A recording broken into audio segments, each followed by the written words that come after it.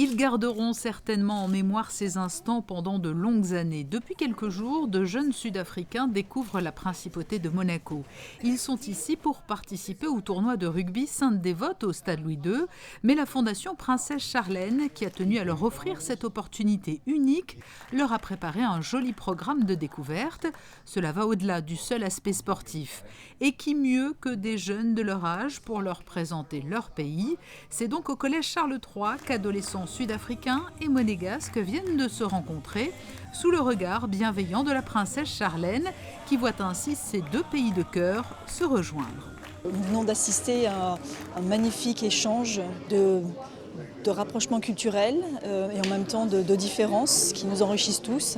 Je pense qu'il y a beaucoup de joie et beaucoup d'apprentissage respectif et de respect respectif autour des disciplines, de la discipline, des valeurs du sport entre ces enfants. We have two high schools in Monaco.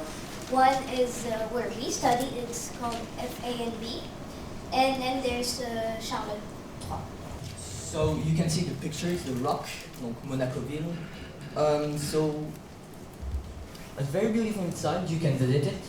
There's also the palace, where Prince Albert II and Princess Charlotte live with Jacques and Gabriella. Il y a deux écoles, il y avait FANB et Collège Charles III. On a fait chacun une petite présentation PowerPoint. Et, au début, c'était FANB qui avait commencé à le présenter pour donner une idée de comment était Monaco. Et après, c'était le Collège Charles III. On avait présenté quelque chose pour qu'ils sachent comment c'est le Collège Charles III et comment étudier à Monaco.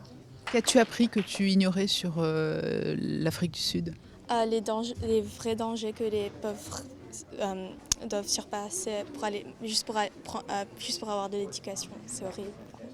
C'est très choquant.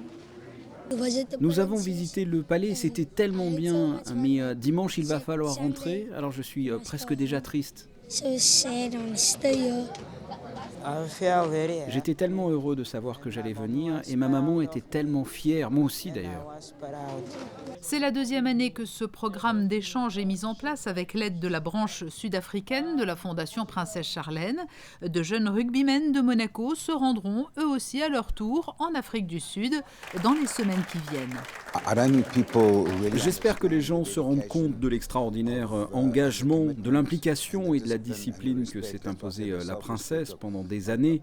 La princesse a eu un parcours incroyable et elle est adorable aujourd'hui de partager tout cela avec nous entre l'Afrique du Sud et Monaco.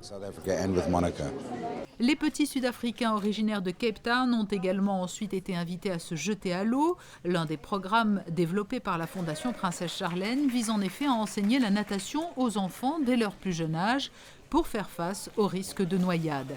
Là encore, la princesse les a accompagnés jusqu'au grand bassin du collège Charles III pour leur donner de précieux conseils.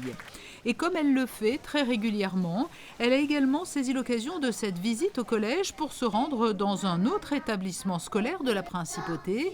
Elle est allée à la rencontre des personnels et des enfants de l'école des Carmes, située non loin du collège, et a pu découvrir les enseignements dispensés à ces tout petits élèves, émerveillés de rencontrer une princesse, leur princesse.